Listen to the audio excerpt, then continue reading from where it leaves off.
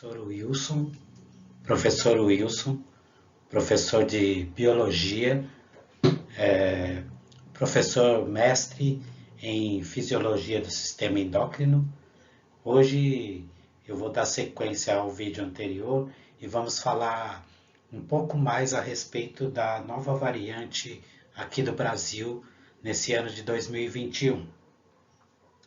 Primeiro vou colocar o título aqui, né, que nós vamos falar sobre o mesmo vírus, que é o coronavírus, só que uma cepa diferente agora, que é o P1. Então, em 2020, eu fiz um vídeo e falei um pouco, fiz dois vídeos, na verdade, né, e falei um pouco sobre a doença, como que ela foi descoberta e quais os malefícios e quais que eram os cuidados que vocês deveriam ter. Hoje nós vamos falar especificamente da variante P1, que foi descoberta na cidade de Manaus, aqui no Brasil. Então, quando que essa variante foi descoberta e o que ela é, né?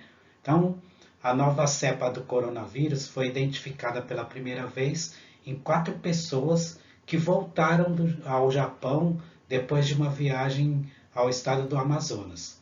Esses passageiros desembarcaram em Tóquio no dia 2 de janeiro desse ano e passaram por uma testagem no próprio aeroporto, que indicou a presença do coronavírus.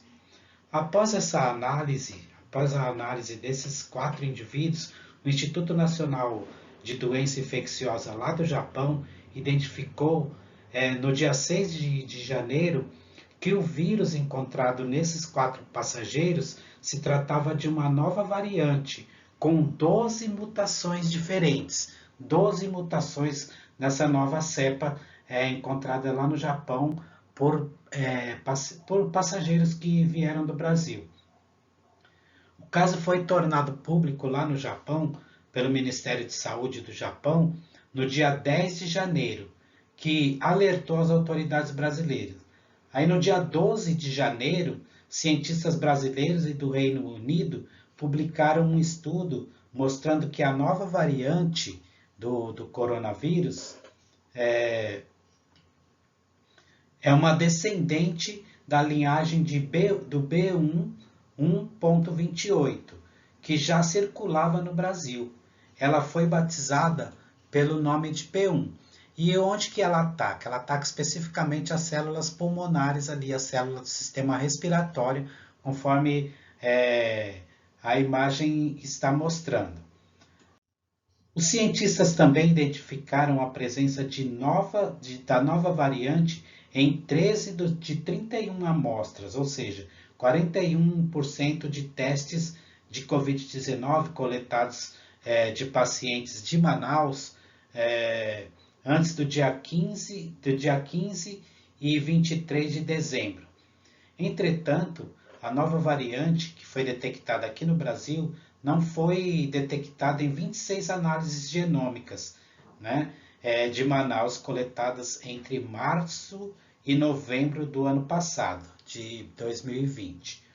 A nova cepa está aqui, né, a imagem dela nesse slide que eu estou mostrando, e o resultado dos exames sugeria que a variante surgiu nos últimos meses do ano passado, que poderia estar ligada ao aumento do número de casos de Covid-19 em Manaus, que nós vimos aí que no final do ano passado foi uma lástima e no começo desse ano foi uma luta terrível, né? uma tremenda batalha do governo de Manaus contra esse agente infeccioso coronavírus, que levou essa cepa, essa infecção que aconteceu lá em Manaus, levou o sistema de saúde do Amazonas ao colapso. Depois, agora no fim de janeiro, os pesquisadores atualizaram as pesquisas e analisaram a presença da nova variante em 142 amostras do coronavírus de pacientes de Manaus, coletadas em 15 de dezembro do ano passado, até 9 de janeiro desse ano. Então, essa nova variante, ela já tinha sido descoberta, já tinha sido percebida que estava acontecendo uma mutação genética aqui no Brasil, mas não foi divulgado essa nova ação, essa mutação dessa variante que aconteceu em Manaus. Então, mais ou menos assim, eu já ouvi alguns vídeos, já fiz alguns levantamentos de pesquisas e vi que essa variante ela já estava presente no Brasil, né? Ela já tinha aparecido. Só que é mais ou menos assim. Eu vou tomar a liberdade de falar especificamente como eu vi num vídeo anterior, que esse vírus ele era um vírus assim fraquinho, né? Essa mutação, essa cepa, ela era fraquinha, o indivíduo especificamente magro, vamos dizer assim, de óculos escuros, praticamente imperceptível. E que quando ele entrava no meio da população viral, os outros vírus poderosos infectando muito mais pessoas, eles não davam a mínima importância. E se essa cepa fosse se manifestar no ambiente, ela ia ser destruída pelos outros vírus. Não ia tornar efeito nenhum nos indivíduos que estavam nesses vírus, né, nesses vírus que estavam no Brasil já atuando e que estavam ganhando, facilitando aí a contaminação da população brasileira. Aí esse vírus ele foi alterando sua estrutura genética e foi se transformando em um indivíduo pesado. E aí depois, quando a maioria da população de Manaus já estava infectada, e aí os vírus que estavam lá, as cepas que estavam lá em Manaus, já não conseguiam infectar mais ninguém, essa P1 veio à tona, se transformando num indivíduo potente e que, sabe o que ele faz com essas outras cepas que já existem no Brasil? Ele destrói, né? Come como se fosse farofa esses vírus que já estavam lá. Então, essa variante foi batizada de P1 justamente por conta disso. Uma nova variante, né? Que infectou aproximadamente 91% dos indivíduos e já se pode observar a presença dessa variante aqui no nosso país e praticamente em outras partes, em outras partes do nosso planeta, do nosso mundo. Tá? Essa linhagem P1, também conhecida como variante de Manaus, é uma das cepas do SARS-CoV-2, que tem gerado preocupação na comunidade internacional por tornar o vírus potencialmente mais transmissível. As variantes do coronavírus, por elas aparecerem, qual é o tamanho do problema agora com a presença da P1? As versões mutantes do vírus Covid-19 preocupam o planeta inteiro. O que é uma variante? Né? O que vem a ser uma variante? Enquanto um vírus vai se replicando, uma diversidade de erros em sua maquinária dá origem a vírus filhos. Esses vírus filhos já têm essas mutações.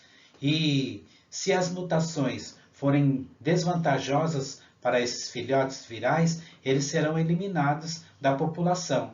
Mas se forem vantajosas para essa população viral, ou não interferirem em nada na preservação e na manutenção dos vírus, são mantidos. E aí, cada filho mutante pode gerar sua própria nova linhagem.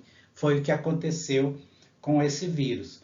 O vírus, então, ele vai continuar sendo o mesmo, mas agora ele tem, vamos dizer assim, versões alternativas, versões que vão causar problemas menores ou problemas maiores na população. É como se fosse uma mutação da qual, a partir da composição original da composição original, são feitos diversos arranjos em uma música, por exemplo. Você pega uma música qualquer da MPB e aí você põe uma nova roupagem, ou seja, um novo arranjo, uma nova voz, um novo ritmo. E aí a música ela vai ser divulgada como se fosse uma música nova, uma música diferente. É mais ou menos isso que acontece com a mutação, com as mutações genéticas do coronavírus. É como se ele fosse um indivíduo, um funcionário de uma limpadora e de repente ele saísse daquela empresa e fosse ser gerente em um banco, né? A mudança seria tremenda. Essa mudança que aconteceu para essa variante P1, ela foi mais ou menos assim como o exemplo analógico que eu acabei de passar para vocês, tá? Então, para uma nova variante desse vírus, que é, ele para ela ser considerada uma nova linhagem, existem regras a serem seguidas. E as regras são as seguintes: a amostra viral tem que ter ao menos 95% do seu genoma sequenciado, ao menos uma mutação quando comparada à linhagem mãe, da mãe, e ser idêntica ao menos a outras 4 amostras virais irmãs, cumprindo uma sequência genética de família, né? Cumprindo os requisitos, a nova linhagem recebe um nome composto de uma letra e até 3 números. Uma linhagem detectada no Brasil, por exemplo, a B1, a B.1.1.33, e a P.1, quer dizer, então, que essas novas variantes e linhagens do coronavírus são como se fossem monstros, né? Como se fossem muito mais perigosos, tem uma roupagem assustadora, e só vão piorar o que já era tão terrível, que é a pandemia aqui no nosso país. O que nós podemos fazer para que isso melhore? Continuar seguindo as informações científicas, continuar seguindo o que diz o Ministério da Saúde e a Organização Mundial de Saúde, né? Uma das limitações para responder a essa pergunta de mutação, né? Uma das limitações para responder à pergunta é que os estudos baseados em sequenciamento genômico ou sequenciamento do genoma desses vírus, ainda que forneçam dados rapidamente, o que é sem dúvida bastante importante, não permitem prever o comportamento dos vírus, como que eles vão agir no organismo do indivíduo. É que não basta olhar apenas os genes desse vírus. Nós precisamos também, a classe científica também precisa testar em laboratório e ver se as novas linhagens se ligam melhor às células humanas. Se somente reproduzirem com maior sucesso, se conseguem escapar das vacinas, e em que parte do organismo eles vão se replicar melhor. E por aí vai, né? Por essas análises que a classe científica tem que fazer, até se não fizermos isso, essa análise toda, vemos que só a sombra da verdade. Não vemos aí a verdade totalmente exposta. É como se fosse no mito da caverna de Platão. Até agora, sabemos que algumas das variantes têm maior avidez, ou seja, têm maior impulso ao receptor celular humano e podem levar a uma menor eficácia da vacina, dependendo do tipo de imunidade, de imunizante que é utilizado nessa vacina. Algumas linhagens também escapam ao tratamento com anticorpos monoclonais. as variantes do coronavírus são mais perigosas? Sim, com certeza.